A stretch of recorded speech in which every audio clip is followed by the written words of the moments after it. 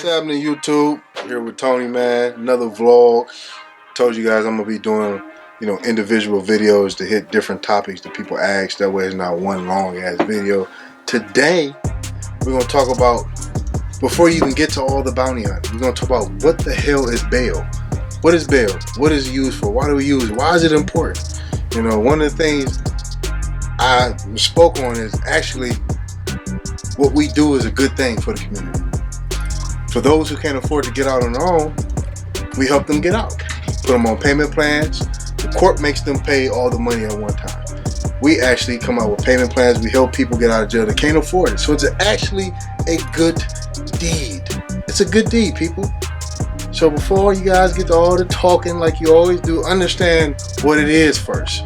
So we're going to let Tony talk. He's going to actually give you an actual definition of what bail is and why it's important. And we'll actually try to go into like what's going on in Jersey and what the courts are trying to implement. So what the hell is bail? Can you tell the people what bail is? I'm going to dumb this down because I haven't finished my legal degree yet. Bail is essentially a pledging of money or securities to guarantee that a person is going to show up for all parts of the judicial process. And it's actually rooted in English common law. I mean, bail is older than the United States. As a matter of fact, a lot of the framework that the states used for bail came from English common law. And essentially, what it means is that somebody can be a surety, and basically they're pledging their property, back in the days it was their freedom, their property, their money, that you're going to show up so you don't got to sit in jail while the process goes on, the criminal justice process. Now, what happened in the United States is they enshrined that in the 8th Amendment, that you have a right to not be charged with excessive bail, so that they couldn't just hold you in there arbitrarily. I mean, and inherent to that is that there has to be a right to bail if it can't be excessive. And that's one of the things that are going on right now in the preventative detention movement. But, you have people now that are saying, well, money bail discriminates against the poor, discriminates against people of color. And the ironic thing is bail exists to prevent exactly that, is that the government doesn't have the right to just hold you without cause. They can't just lock you up and not give you habeas corpus. Bail is designed so that unless you're charged with a capital offense or something where there's a severe risk to the community or severe risk of flight, they have to grant you bail, essentially, which means that, you can be free while you're still innocent until proven guilty. And obviously the bail industry sprung up because if you have a $10,000 bond and the community can't raise $10,000, what we do as bondsmen is we pledge the 10 for you, we charge the rate of file, which in Ohio is 10%, and then we become essentially your jailers as your surety.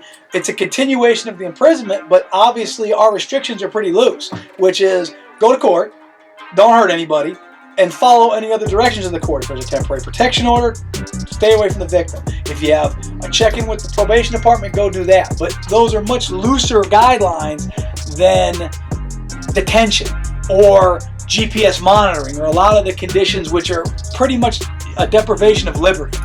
And bail is the exact opposite of that. It's a liberty-promoting enterprise. So, and in almost every state constitution is a guaranteed right to bail by what's called sufficient surety. Frank mentions New Jersey. Okay, there's been a movement the last 5 years to do away with money bail, and New Jersey is kind of a giant social experiment where they actually amended their state constitution to do away with the constitutional guarantee of bail and have moved to a system of risk assessment where essentially they throw your information into a computer and nobody knows what makes up the factors in the computer, and it spits out a result of a recommendation of like low, medium, or high risk. And based on that, the judge decides either we're going to let you go on no conditions, we're going to let you go on some conditions, or you're just going to sit. You're not going to get any kind of bail, you're not going to get a bond, you're not going to be released. And they call it preventative detention. And there's a bondsman in Louisiana by the name of Matt Dennis. And I remember having a conversation with him on a podcast, and he explained to me that the term preventative detention actually arises from combatants in war. I mean, when you would detain an enemy combatant, like what we do in Guantanamo Bay, that's preventative detention. You're basically held without any kind of habeas corpus or due process during the pendency of the matter. That's the only time that term has been used, and it's on foreign soil. This is the first time they've ever used that in the United States, and it's kind of scary because what these people are doing under the guise of, you're going to get out of jail for free. You're going to get out of jail, you're not going to pay any money, it's going to be great. Everybody's just going to walk out, the jail will be empty, and it's just going to be utopia. That's one side of the coin if the court thinks that you're worthy of that. If they don't, the other side of the coin is if you don't test well or judge doesn't like the cut of your jib, you can then be held with no other prospect and just sit in there indefinitely like the weed man in New Jersey for a year and a half because they just think that for whatever reason you don't qualify to be on the streets, and you have no redress at that point. I mean, you can appeal to the court, you can argue, you can have hearings, but if they don't want to let you out, you're not getting out. And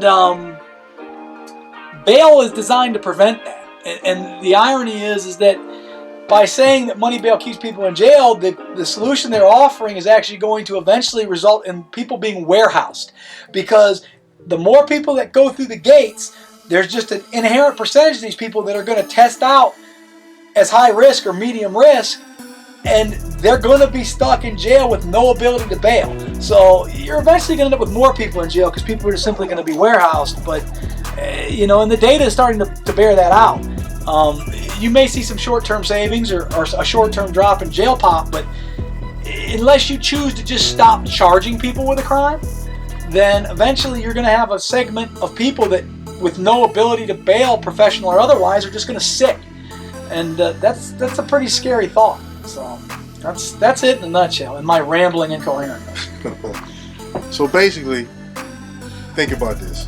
In Akron, which is the court I do my business in, you get people with I deal with people, records are super long. They have about 30 contempts. 30 contempt meaning they've missed court sometimes 30 times. Or a lot of times they might come in late. It still counts as a contempt. So if their name got ran through this computer, they could be a risk. They might just be stuck in jail. Versus us, we're still gonna get them out. We're gonna work a payment plan out, get a cosigner. They'll still be able to get their freedom. The computer might say they're a risk and they're stuck in there. So you kind of see the difference, man. It's a big difference. So wanted to show you guys, tell you guys what bail is. Before you get to all the bounty hunting, you gotta get to the bail part. Now to get to the bounty hunt part, fugitive recovery, whatever you want to call it, like he was saying, we put up the money to the court. Now if this person fails to go to court after we done this just great deed of putting money up and getting them out of court, then we have X amount of days to find these people, or that money that was put up gets converted to cash and you lose it. That means money off, taking money out of your pocket, literally. Taking money, feeding your family, your kids, everybody. You're actually losing money. And a lot of times it's the actual bondsman's money that they're losing, not just an insurance company. So that's where you get the hunting from. So imagine you out in the streets and you loan someone some money and they don't go to court. You're gonna go find them. You might take street justice. We're not gonna take street justice, but it's kind of the same thing. You get what I'm saying? So that's where you get it from. But I'm not gonna talk y'all to death. Hopefully y'all got some good information and learned something. Because a lot of you don't know. You just assume. You don't know where you get bounty hunt from. You don't even know what bail is. So hopefully that helped you. Catch you guys later.